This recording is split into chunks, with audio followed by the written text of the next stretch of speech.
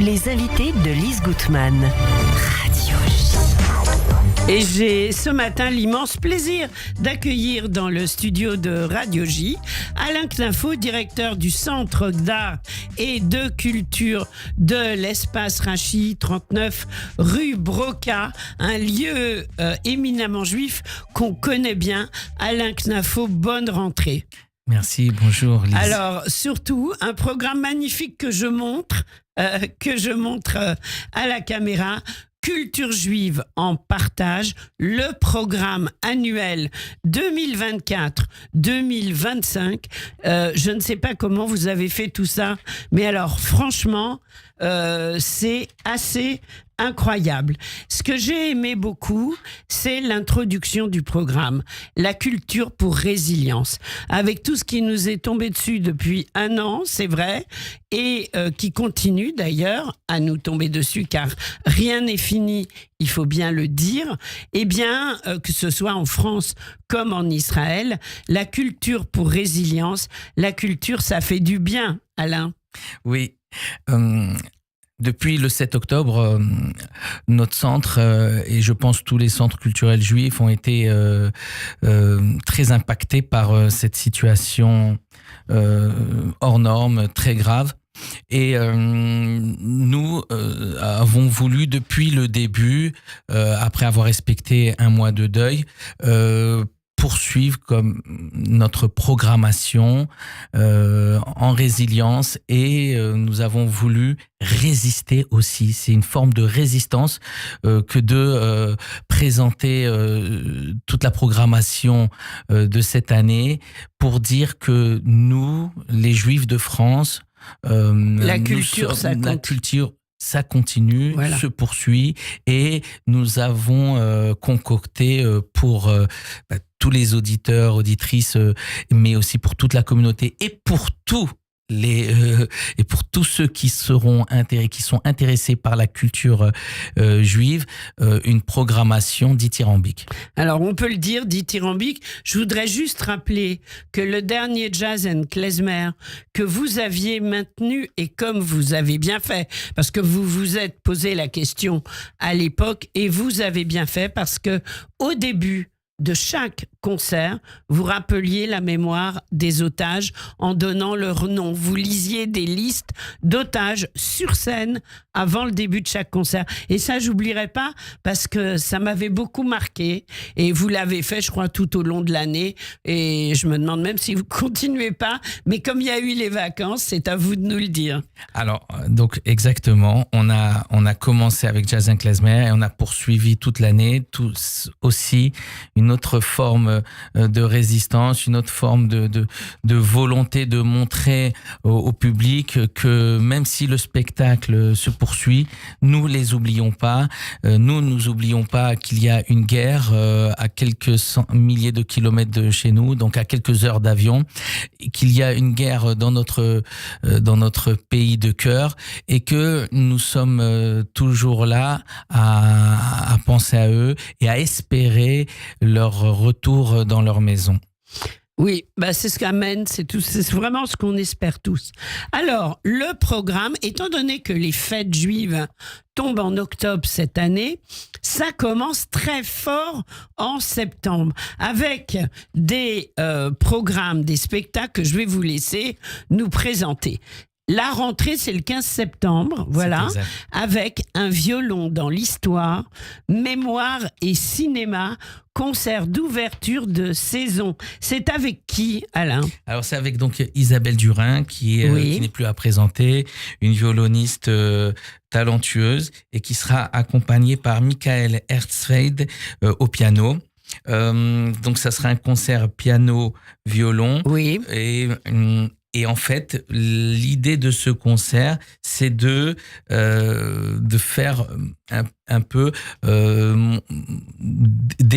montrer les musiques de films qui sont jouées par ce duo, mais des films très connus, et c'est en fait aussi un hommage au 7e art que d'avoir voulu présenter ce concert. Oui, avec donc des musiques de films, des musiques autour des films de la Seconde Guerre mondiale, etc. Quand on parle en ce moment, par exemple, de la libération de Paris, c'est complètement actuel, bien entendu. Ce sera dimanche 15 septembre à 17h. On peut y aller en famille, bien sûr. Et pour réserver, comme d'habitude, on va sur culture-juif.fr. C'est ça, Alain ? Exactement. Est-ce qu'on peut prendre aussi ces billets sur place ? Bien sûr, comme d'habitude, il y a un guichet ouvert sur place. Voilà. Et puis, le 17, alors là, je serai un petit peu dans la danse, donc c'est difficile de parler de soi-même. Ça va être le prix Max Kuckerman 2024, le grand prix du Yiddish, qui est fondé donc par Roger et Henri Kuckerman, les fils de Max, pour perpétuer le souvenir de leur père et le souvenir de son attachement à Max, à la culture yiddish. Chaque année, on décerne le prix.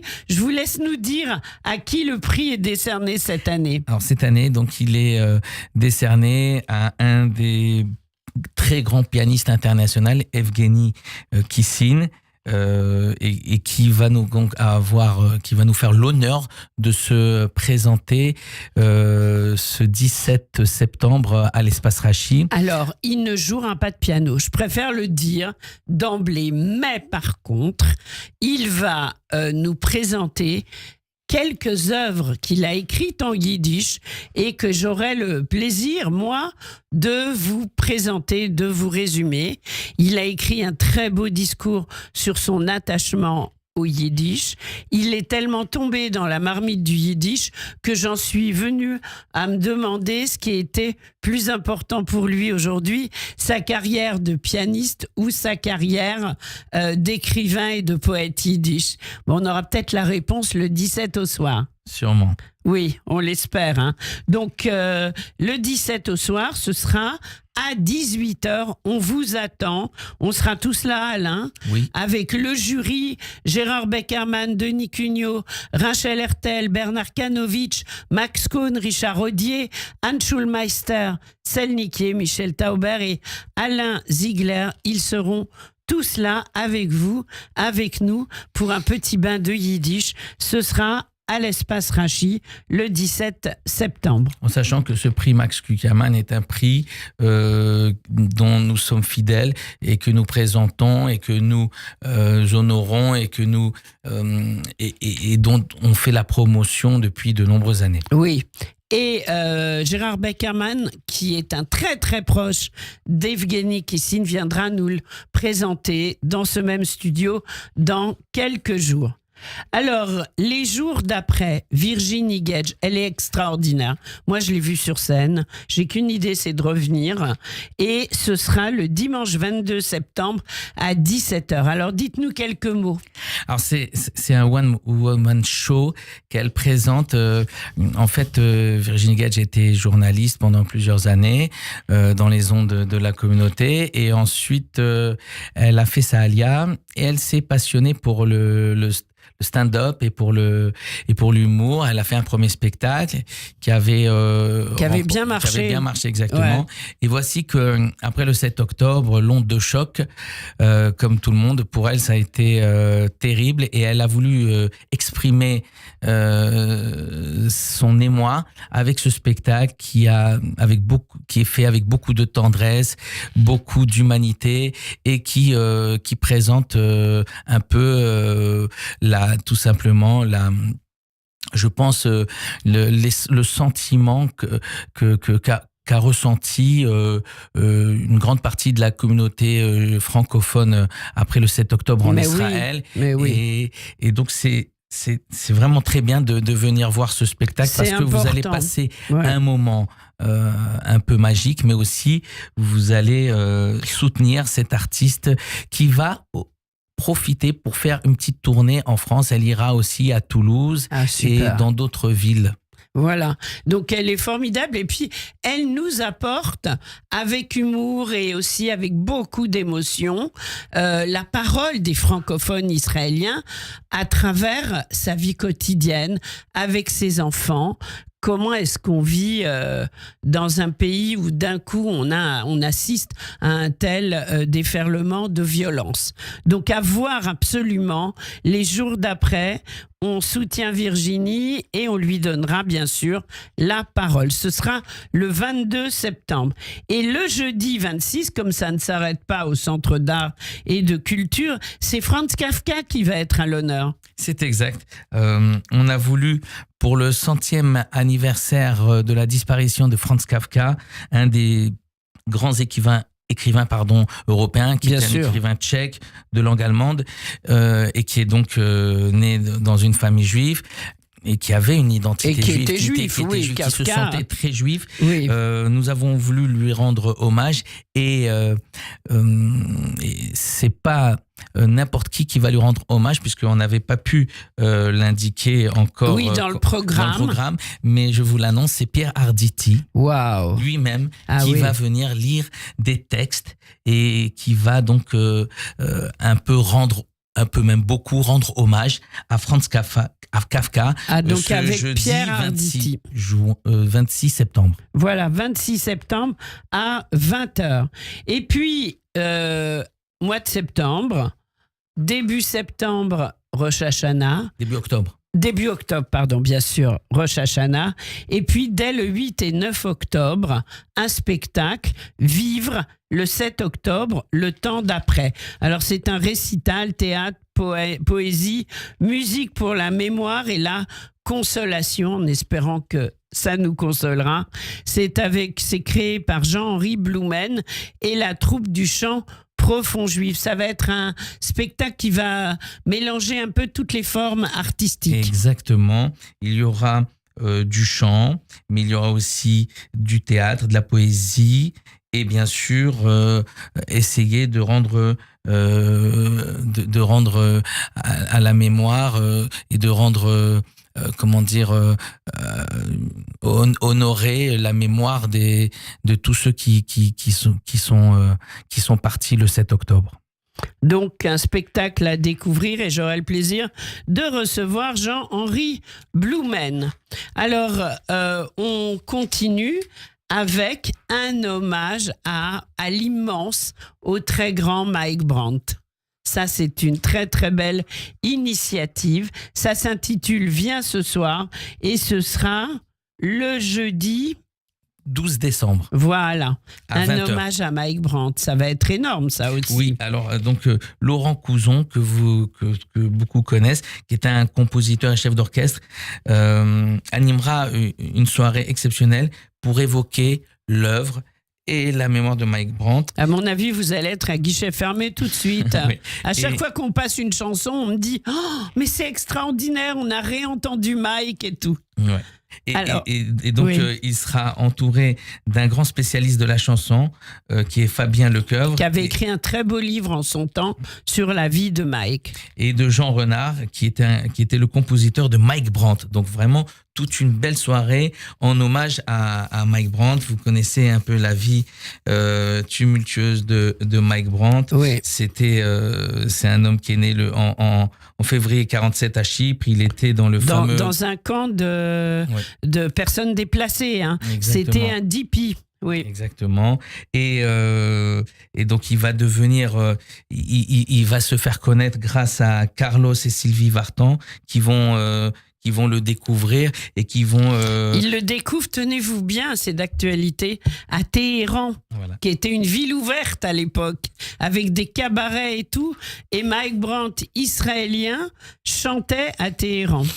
C'est exact. Et donc, voilà, on a voulu aussi lui rendre hommage puisque ça fera 50 ans qu'il est parti et donc qui nous a quittés, et on a voulu vraiment marquer de cet hommage, parce que Mike Brandt, c'est pas n'importe qui, c'est un homme qui a marqué toute une génération de les nôtres, et qui continue. Exactement. Moi, je propose qu'on écoute un extrait tout de suite, histoire de se faire une petite pause.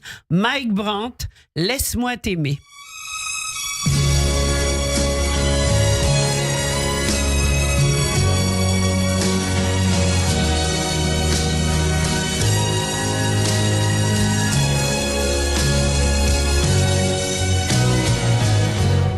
Laisse-moi t'aimer toute une nuit. Laisse-moi toute une nuit faire avec toi le plus long, le plus beau voyage. Oh, oh, veux-tu le faire? Aussi une hirondelle fait mon printemps. Comme je te vois, mon ciel devient plus grand. Je prends ta main, alors je sens que j'ai pour toi l'amour au bout des doigts. La feuille qui grandit a besoin de lumière, et le poisson meurt sans l'eau de la rivière. Aussi vrai que nos corps sont nés de la poussière, toi tu es mon soleil et mon eau vive. Laisse-moi t'aimer, rien que de nuit. Laisse-moi, rien que de nuit.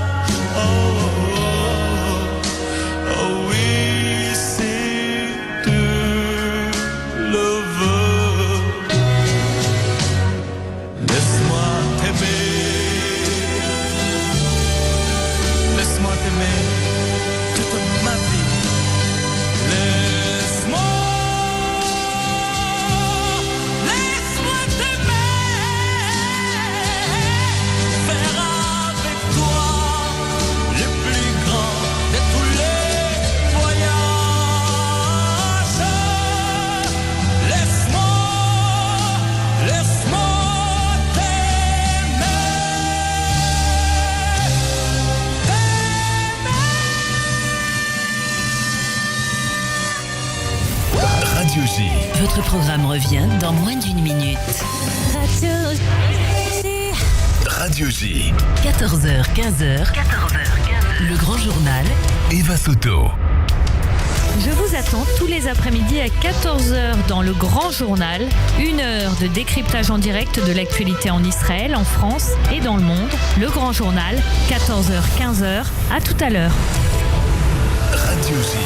Vous écoutez Radio J à Paris sur 94.8 en DAB+, et sur notre appli Radio J. Radio J. Radio J. Radio J. Le 10-11. Lise Gutman. Radio J. Radio J. Les invités de Lise Gutman. Radio J. Et l'on retrouve Alain Knafo, directeur du Centre d'art et de culture, pardon. Alors, Alain, on a évoqué une partie du programme du premier trimestre. On vient d'entendre l'immense Mike Brandt et il va y avoir un grand comédien, metteur en scène qu'on adore, Daniel Mesguich, qui va nous proposer une lecture. De quoi s'agit-il et quand ? Ce sera donc le 18 décembre, à 20h à l'espace Rachi. Ce sera véritablement le dernier événement du dernier trimestre de l'année 2024. Daniel Mesguich est en train de réécrire la Bible, tout simplement. Oui, tout simplement. Tout simplement. Il est en train de réécrire la Bible. Il s'inspire bien sûr des textes fondateurs, mais il a réécrit à sa façon et avec son explication. Donc, on va venir découvrir tout simplement un nouvel exégèse. Et c'est pour ça que ça s'intitule le premier livre. C'est le 18 décembre, on aura l'occasion d'en reparler. Mais entre les deux, entre octobre et le 18 décembre, du 6 novembre au 20 novembre, c'est Jazz and Klezmer, la 22e édition. C'est énorme cette année. Et merci parce qu'il y aura plein d'yiddish et de klezmer, mais aussi du jazz qu'on adore, du jazz israélien également. Il faut soutenir les artistes israéliens. Alors, on va essayer rapidement comme ça de donner envie. Est-ce qu'on peut déjà s'inscrire ? Bien sûr. Donc, moi, je pense qu'il faut surtout enregistrer deux choses dès à présent. Dire qu'il y aura 11 concerts à Paris. 11 concerts à Paris et 14 concerts dans toute la France. Donc, Jazz and Klezmer s'ouvre en région Toulouse, Angers, Cannes, Grenoble, Lyon, Marseille, Montpellier, Nancy. C'est génial. Donc, voilà, toutes ces villes, donc tous les juifs, toutes les personnes qui aiment la culture juive, qui aiment le klezmer, qui aiment les musiques, jazz, voilà. Et les artistes israéliens qui veulent découvrir des artistes israéliens, des pépites, eh ben, ils sont invités dès à présent à se renseigner et à réserver. Alors, ça commencera avec le premier concert, Les Enfants d'Isieux. Expliquez-nous. Alors, Les Enfants d'Isieux. Ce sera le 6 novembre à l'Alhambra. Oui, c'est exact. Ce sera la soirée d'ouverture. Alors, Lionel Belmondo, qui n'est plus à présenter, qui est un saxophoniste soprano, ténor, flûte, avec